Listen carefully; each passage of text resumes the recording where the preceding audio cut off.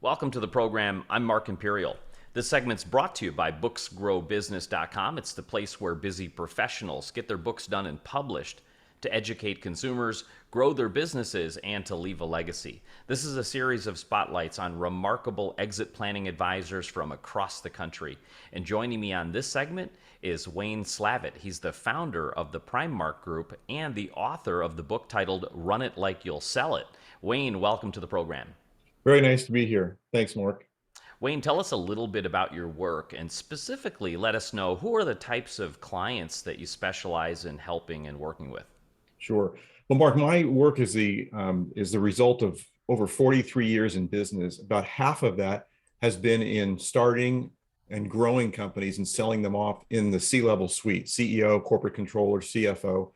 And the other half of my career, Mark, has been in helping other people get ready for a sale. You know, you probably know the statistics. There's 10,000 people per day in this country turning 65. It's going to be that way for several more years.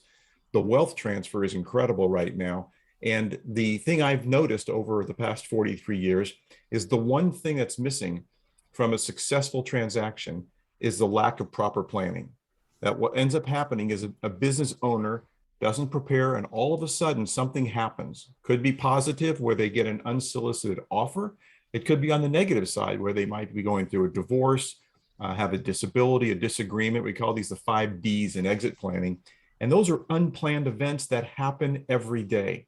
So if we can get out ahead and start to prepare for the sale, to start that process today. Whenever I sign my books, it's always start today. If we can get started today and put time on our side, we know we can affect positive change. Business owners are great at their craft and thinking growth, growth, growth. But when it comes to exit planning, is it a situation where they don't know what they don't know? Or what are their preconceived notions about what exit planning is about? Sure. And that's a really good question, Mark. Most business owners are only going to have one opportunity to sell their company. When they put their company on the market, they engage in an investment banking firm or an M&A consultant or a business broker, perhaps. They're going to have one chance to get it right. And as you know, if you've never done something before and you're going to do it for the first time, you're not that good at it. You know, you learn from repetition. You learn from doing it over and over and over again. I've done countless transactions. I know the process. And so if we can get the business owner to realize that putting time on his or her side will benefit the process, then we're way ahead of the game. Tell us about your book, Run It Like You'll Sell It. Like, what inspired you to write that book, and what is the main message you want to get across from it? Sure. I've always wanted to write a book. I love authors, and I think the ability to concisely put down in writing your thoughts is not easy. It looks easy, and you see someone's book and you say, I could have done that. So I decided during COVID I was going to allocate a certain amount of time every day to working on this book. And the main thesis of the book, Mark, it's called Run It Like You'll Sell It. And then the subtitle is Adopting the Seller's Mindset to Maximizing the Value of Your Business. So the premise is, just like you have a go bag, I live in Southern California, we have earthquake kits we keep in our car, in our house. Military people know the go bag concept very well of being race ready. So if you get that call to get out there, you're ready to go.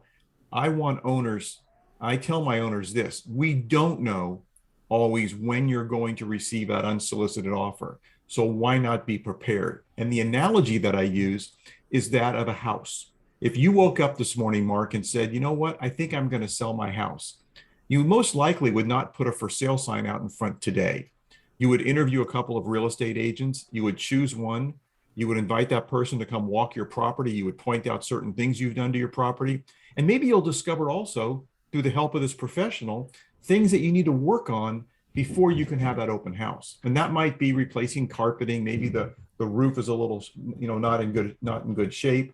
Perhaps inside there's a chip on the porcelain in the bathroom. Any number of little things that could potentially give the buyer reason to say, yeah, I'm not sure I want to buy the house for the price that you're advertising it at. Now, before anyone starts to say, you don't know what you're talking about, Wayne, I know the real estate market is hot right now. I know it's been kind of crazy, especially in some of the high sought after markets. But still in all, the concept does still hold that you're likely going to want your house to look as good as possible so that when buyers do come in, they're seeing a house that they can move right into, and it requires very little effort. The same thing is true for a buyer of a company. Now, a buyer of the company is not going to be so concerned about how nice the carpet looks necessarily. They're going to get deeper into it. So the approach that I take is I tell my clients, I have one goal and we're going to focus on two variables. So the one goal is during my engagement, we're going to do all we can to maximize the value of your business. Whatever it's worth today, and we do a benchmark valuation. What are we starting with? Where is it going to be down the road? And we want to be able to show positive growth, obviously. So how do we do that? We focus on two variables. The first variable we focus on is growing earnings. And in our profession, Mark, and you've probably heard the term EBITDA, earnings before interest, taxes, depreciation, and amortization. It's the currency of selling a company. Focusing on that's important. We're going to want to grow that. Whatever your level is at today, let's do what we can to grow revenues, to keep expenses under control, so we're showing positive growth in earnings. Buyers like that. Buyers like to see a nice linear path of growth. The second thing we focus on, which is probably the more important of the two factors, is business risk. And I define business risk in my book as any aspect of your business that will make it difficult for a potential buyer to predict your future. So what might that be?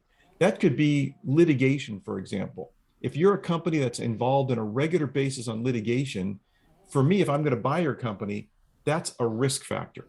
Because what it does, it doesn't allow me to predict what next year might look like. I don't know what lawsuit we're going to be involved with. I don't know how much it's going to cost. And I also don't know if we're going to win. So taking all those into account, that's a risk factor. So what we do, our process is to identify as many of those risk factors as possible so that we can try to address them and at least reduce them, if not eliminate them, before we go to market. Fascinating. Wayne, what inspired you to get into this line of work and help business owners, with their exit planning? How did you get started? Well, I got started early in my career. I had gone to work for one of the big, at the time, you can tell how old I am, Mark, one of the big 8 accounting firms. They've since whittled down to the big 4.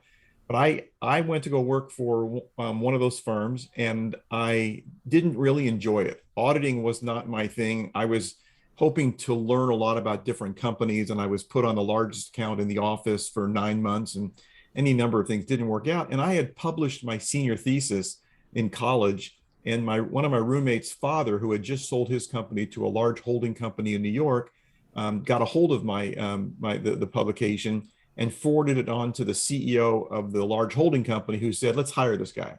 I was 23 years old at the time, very, very, very wet behind my ears. And I was contacted by my roommate's father, who said, "You want to be my corporate controller of 5 companies that we now have?" And I couldn't find a way to say no. And it was one of the better decisions I made up to that point in time.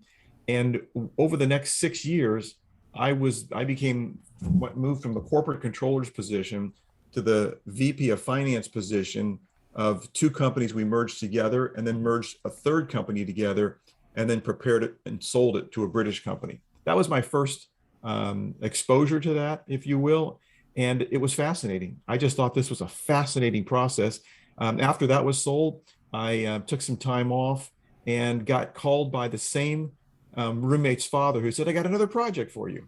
There's a manufacturing company, the largest manufacturer of this particular product. And I can't be more specific about it just because of issues around it. But I was hired to get the company ready for sale over an 18-month period of time. And being exposed to those kinds of things, as well as being a principal in some of my own companies, gave me a really good perspective to understand what it takes to get a company ready for sale, both as a consultant and also as what it's like to be on the inside of a company going through a sale.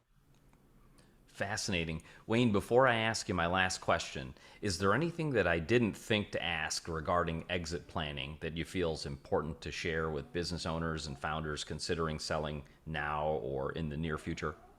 Sure, Mark. I'll tell you a conversation I had with a company that signed up. We're going to get started in 2 weeks, getting their company ready for sale. And what I do with every prospective client is I'm very honest with them about the process. This is not going to be a casual process. This is not going to be the kind of thing we can pick up and work on for 15, 20 minutes at a time. This is a concerted effort. And it's one of the reasons I'm involved. You'll see in my book there's a chapter on the value quarterback, and that's the role that I play. I'm in charge of making sure that we're growing the value of the company. And the reason I like to be in charge, not only because I'm a control freak, but if I'm in charge, the owner knows that they're not out there alone trying to do this process. I have some owners who think once we get started, they can take over, and they do, and they're fine. But a lot of business owners, as we talked about earlier, don't have that experience. So with my presence there, and that of people I work with that I bring on projects, we're able to put our arms around the project and let the owner know that we're there for him or her. This is a very intimate process. It will take time. There will be there will be bumps in the road. There will be delays. I had a client call me up and say, I got an unsolicited offer and they want to close our deal in 20 days. It's a big private equity group. And I spit the coffee out that I was drinking while I was talking to him. And I said, 20 days. I said, have you done any work yet with them? He says, no, but they're really nice people. And they say, we'll be done in 20 days. I said, it's going to be 4 to 6 months minimum, and you need to be prepared for that. Anyway, it took 17 months to get the deal done because of some real interesting market complications. But I'm just really honest with my clients. To be able to get the results we want to get, to be able to make the process smooth, there's no other way to do it than with both feet forward and putting your shoulder into it to make sure that we're doing everything to represent the company in the best possible light to get the best results. For business owners listening right now who would love to speak with you, how can they find you, connect with you, learn more, and tell them how to get a copy of your book too? Absolutely. So a couple of ways to get a hold of me. One would be through my LinkedIn page, Wayne Slavitt, and Slavitt is spelled S as in Sam, Lav as in Victor, ITT. My company's name is the PrimeMark Group, and you can go to our webpage there. It's Prime, Prime, Mark, Mark, Group, group.com, all one word. Click on the page called The Book. If you are a business owner that has revenues of at least $5 million, I'd like to send you a free copy of the book. No obligation. I'm not going to hound you. I'm not going to show up at your house and wonder why you haven't hired me. The book speaks for itself, and what I've done in the past speaks for itself. And if you want to get a copy of the book, you can buy it on Amazon. Run it like you'll sell it. Just put that in the search bar on Amazon. But if you'd like to get a copy free, go to my website. And the offer, Mark, for a free copy also extends to the advisory group, the trusted advisors, the CPA, the wealth advisor, the insurance broker, the attorney. Everyone is going to be sitting around that table as we go through this process. If they also would like a copy of the book, I'm using it as a conversation starter. This process is kind of difficult to get an owner to agree to talk about. Let's get the process started, and that's what the purpose of the book is. So if anyone would like to have a copy of the book, all I ask is that your company be at least 5 million in revenues, because we need some infrastructure in the company to make this most effective. Fantastic. Wayne, this has been terrific. I really appreciate you taking the time to share with my audience today, and I wish you continued success for you and for all of your clients. And to you as well, Mark. Thanks for including me. I appreciate it. That was Wayne Slavitt, founder of PrimeMark Group and the author of the book titled Run It Like You'll Sell It.